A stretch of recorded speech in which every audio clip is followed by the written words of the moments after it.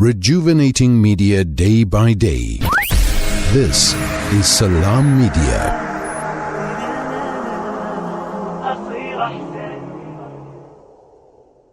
Ibrahim, how are you?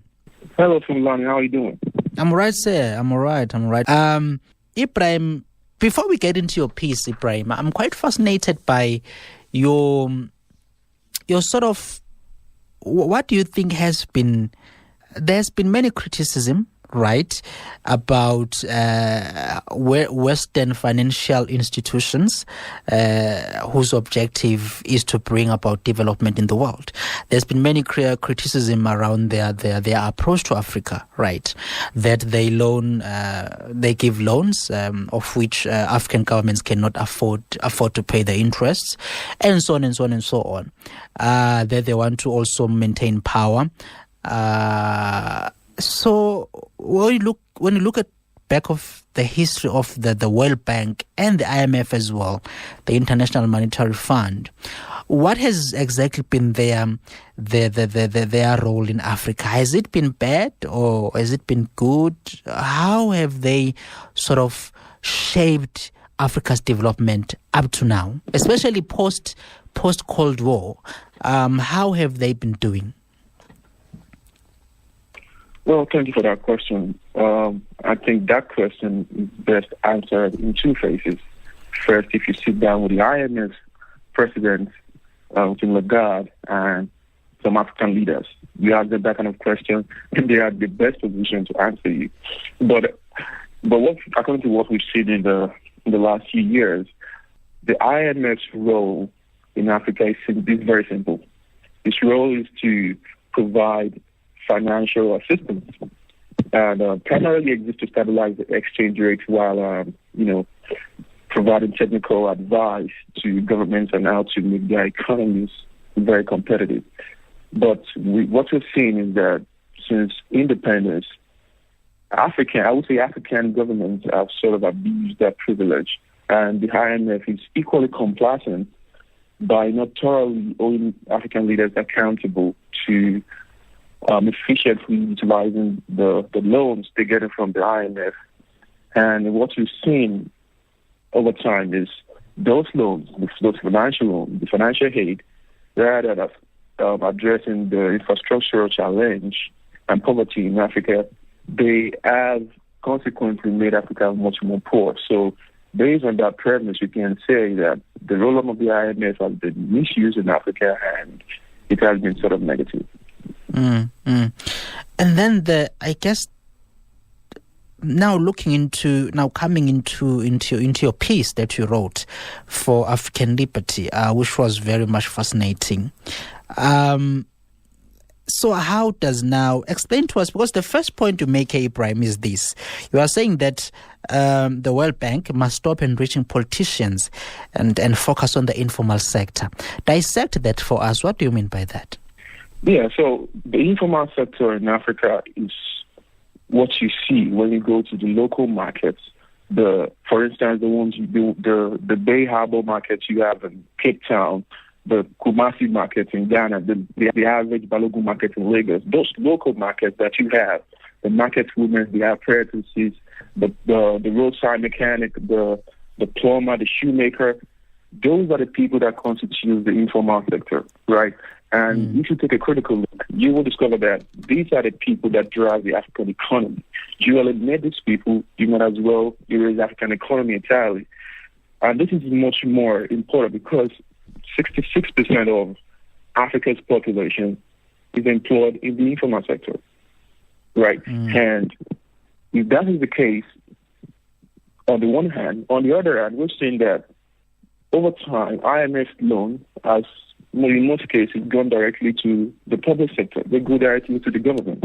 So, for instance, the IMF around 1980s and 1990s, in fact, sometimes in the 2000s, they gave loans directly to the government. So, in turn, they expected the government to use these loans to build roads, to improve education, reduce poverty. Corrupt politicians, they give it to corrupt politicians. Yeah, of course. Yeah, they're embezzling. So what we're saying is that the World Bank and the IMF, rather than giving politicians this money, why can't they just directly channel it into the informal sector, empowering these people in this local market that drive the African economy. Because this is more important, considering the fact that 74% of employment among women in Africa is in the informal sector. 74% of our mothers and our wives and our sisters are employed in the informal sector. The same thing, vast majority of the youth are self-employed entrepreneurs in the informal sector. So if we have majority of our youth in the informal sector, same as the women. So why do we have to continuously need to finance Africa through the public sector? Why not through this informal sector? So that's the primary argument of channeling financial assistance if it is eventually what we need into the informal sector rather than the public sector. Mm-hmm. And that would you believe that will somehow? So I mean, I'm just trying to ask my question here as to if the World Bank were to help to assist the informal sector, how would the money get there? I'm trying to, because they give out loans, right? Or they do, of course they do advisory as well. But in terms of money, if they were to channel money to the informal sector, how would it flow?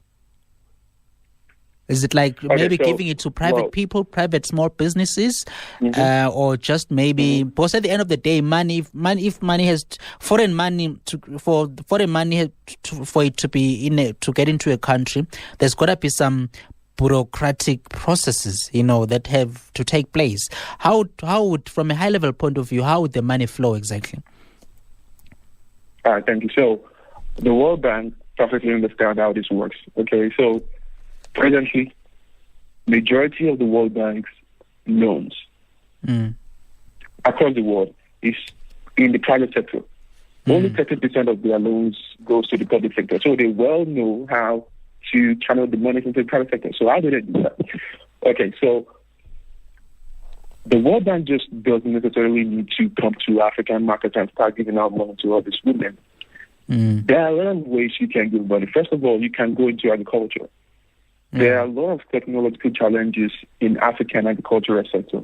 For instance, we saw the innovation of mobile communication, mobile phones between farmers in some places in Africa that's improved the way they communicate with their counterparts in the market. I mean, these are small ways of financing loans, of financing financial assistance in the informal sector. We don't necessarily have to bring the World Bank to our market to start giving out money. They can start by issuing soft loans to these people or addressing the challenges they need that regard improving their communication technology and giving startup loans. Of course, the World Bank does that in a lot of manners. So it's not necessarily about coming down to Africa by dishing out loans to these people.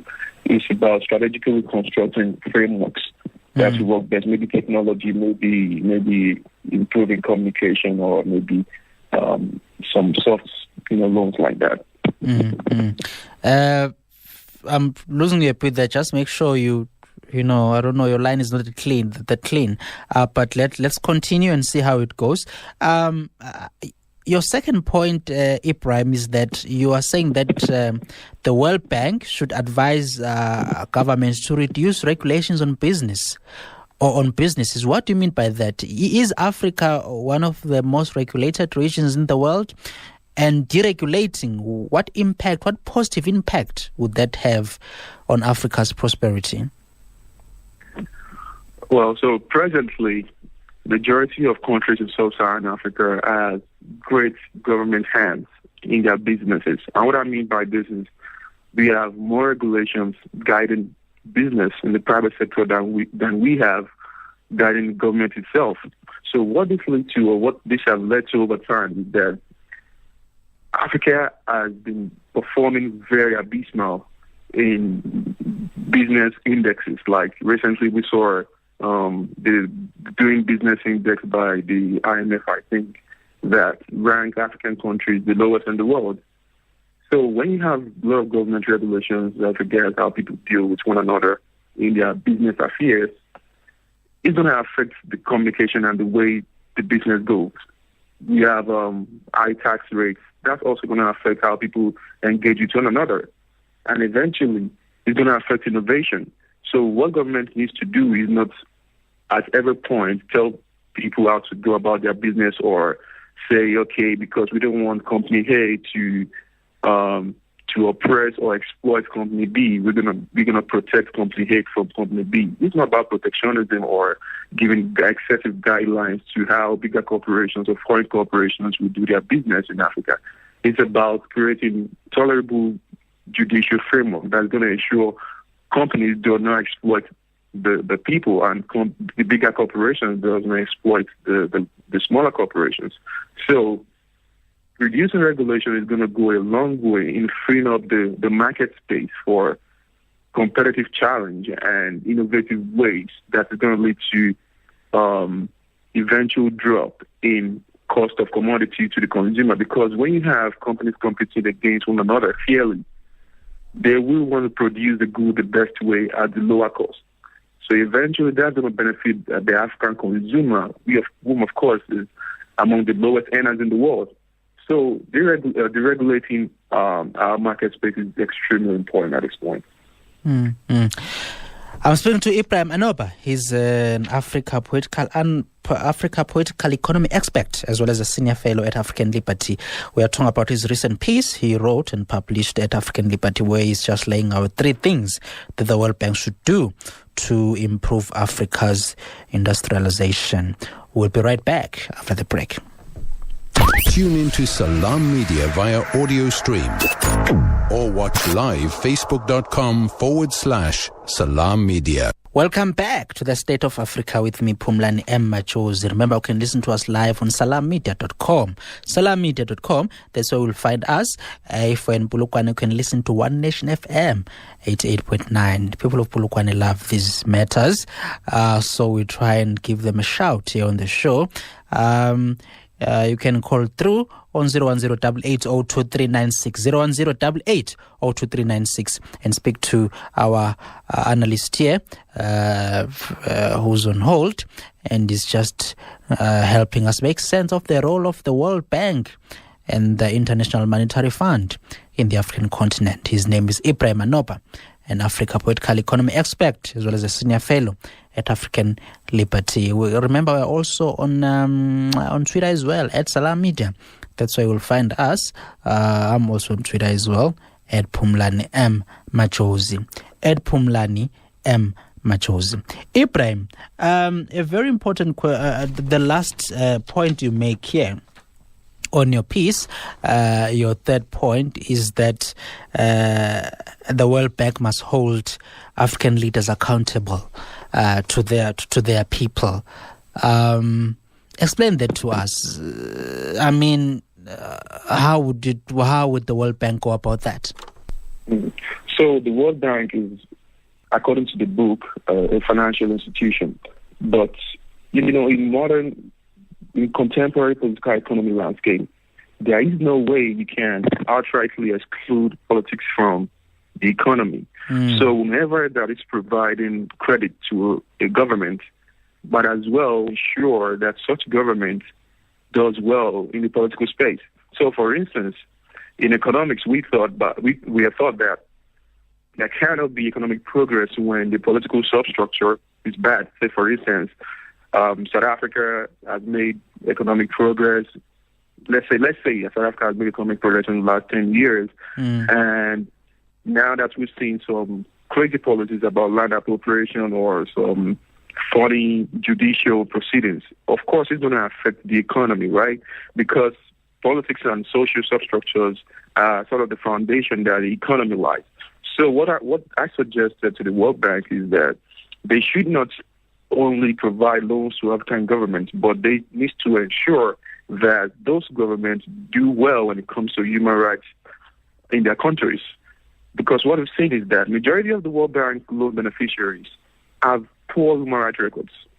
Cameroon, Angola, Gabon, Congo, Central African Republic, they have a poor human rights record and they benefit from the World Bank loans. So one of the reasons why the economy will be able to work despite the enormity of the loans they've had is because the human rights violation is so extremely high, and the democracy is nothing to write them about. So if you do not have a democratic government, a periodic exchange of power among people, when you have dictators, tyrannical governments, and without the respect of the rule of law, there is no way the economy is going to progress. Because look at the countries that have performed extremely well in the international economic space in the last few years, Indonesia, Mauritius, Hong Kong. You would say that these are countries that have stable political and social landscape. They don't have cases of violence or security threats. So what I'm suggesting to the World Bank is, as much as you're giving loan to these people, you also need to hold them accountable to the people. Mm-hmm. And then there's China now, Ibrahim, here, that is trying to sort of play a role in Africa's development. In the recent China-Africa summit in Beijing, President Xi Jinping pledged, I think, $60 billion in investment projects in Africa. Is also issuing loans to the African continent, to many African countries. How will China's role affect the World Bank, the IMF, and is the rise of China in a way, and China dishing in loans, is it a good thing for Africa in a way? Okay, so China is a big problem in Africa than we are presenting it. Of course, we've been trying to write and make communications and publish work about how dangerous China is in Africa, but because of three reasons, most African governments, analysts see China as, an improvement to what Africa is used to in the IMF and the World Bank based on three reasons. The first reason is that when China gives you loans, on paper, it doesn't come with any strings, right? They just say, okay, we give an African leader these loans.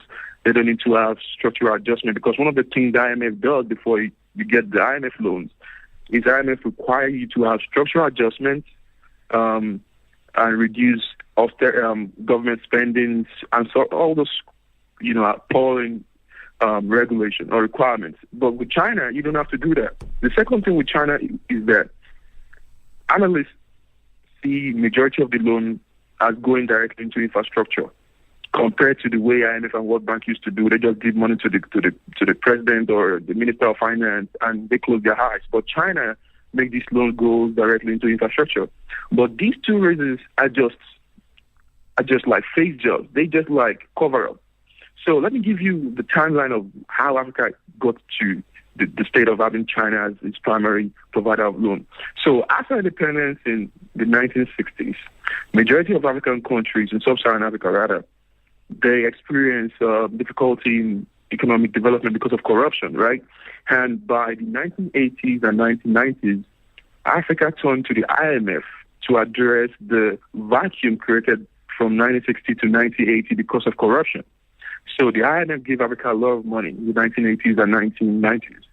So by the early 2000s, Africa was unable to keep up with the loan repayment to the IMF. So rather than effectively addressing poverty and infrastructural development, Africa was spending a lot of money into reservicing the money they collected from the IMF. So in 2005, President Bush with the IMF, through the multilateral debt relief initiative, they canceled about $100 billion in debts that Africa owes, so that Africa can have a clean slate to focus on its own development.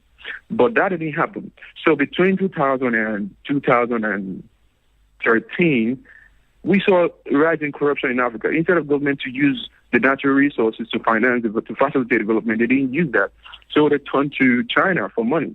So in the early 2000s, Africa had like really nothing as Chinese, in form of Chinese debt. But by 2013, we have acquired about $18 billion from China. But in 2016, this rose to about $30 billion. And, just last month, as you said, President Xi promised another $60 billion in kind of fund, like loan fund packages. But it's extremely dangerous for Africa because we kind of seen a kind of Chinese, because the kind of changes in the language of China, because initially they say, okay, we give these loans without strings, it's going to be fair. But now we're seeing that some countries are having problems, like Angola. Angola is in deep trouble now. because most of Angola's national oil assets is now owned by China because they can't pay their Chinese loan again. Gambia, Central African Republic, Cape Verde, Chad, and Mauritania are equally in trouble because their increasing debt is unable to be reserviced. The same thing as Zambia, Djibouti, Democratic Republic of Congo, who are already in debt crisis now. We saw what happened with the national airport in Zambia. And so it's just the same case across Africa, because we've seen an increase in the debt to China in the last 10 years, and countries are unable to keep up, and eventually they seize the national assets, stuff like that. So eventually we can just say that Chinese loan in Africa is basically part of the Chinese strategies of taking over the world. And do you think that somehow, how will the West react to the whole China's financial role in the African continent?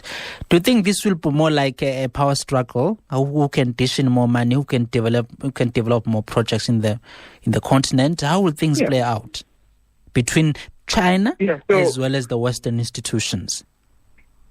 So you get a strap. So the thing is, there is a power struggle between the IMF, the West. The IMF and the World Bank are owned by the West, right? There is a struggle between the IMF and some Western economies versus the Chinese agenda. So we've seen Rex Tillerson and the U.S. Secretary and some Christine Lagarde and some other Western economists condemn Chinese loan in Africa. Okay, but the thing about it is that IMF in Africa is as well as China. Okay, because take for instance, majority of the countries that hold IMF debt, because if we say China is bad because it is a national asset, okay, what about the IMF? Majority of the countries that hold IMF debt have about 50% of their debt rising above their GDP, which is extremely dangerous. You see, just in 2014, only 15 African countries owed the IMF some about $5.9 billion combined. But today, 20 countries owe the IMF $15.4 billion, which is also high. So why is this the case? Why is it that African leaders will borrow money from the IMF and China, and eventually it's going to cause problems? You have the IMF saying China is wrong with its aid strategy, China criticizing the IMF. It's just that African governments are in the middle and they're playing the puppet. And it's extremely dangerous. And just I think 2 weeks ago, the South Africa's National Planning Commission suggested that the country should go back to the IMF to finance its debt crisis, which of course is predicted to rise about 56% by 2023.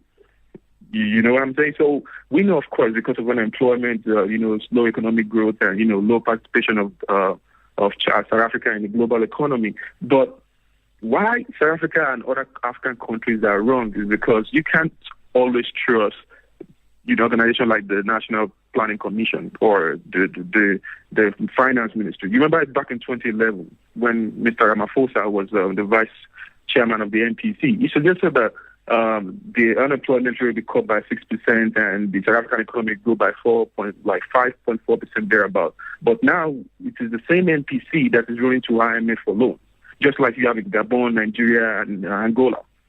So it's just the African leaders are the one getting it wrong. It's not about China or IMF. These are imperial organizations that want to advance the imperial agenda of the West. It's left for us to understand this economics. Ibrahim, thank you so much for being on the show, sir. Okay, thank you. Thank you so much. That is Ibrahim Anoba.